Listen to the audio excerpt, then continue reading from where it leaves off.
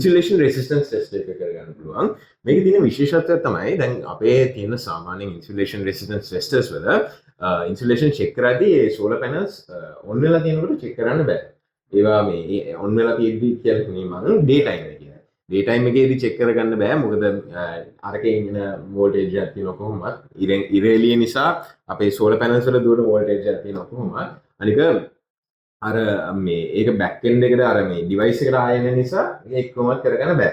මේකේ තියෙන special feature එක තමයි ඔයාලට මේ ඉර එළිය තියෙන වෙලාවෙ මේ වගේ ඉන්සුලේෂන් රෙසිස්ටන්ස් ටෙස්ට් කරගන්න පුළුවන්.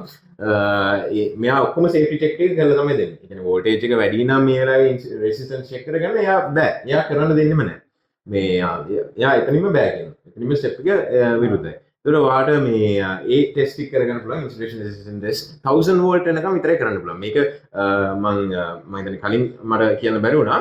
මේකේ පුළුවන් 1000 වෝල්ට් 15 ඇම්පියර් වෙනකම් තමයි චෙක්ස් ටික ඔක්කොම කරගන්න පුළුවන් රේන්ජ් එකේ.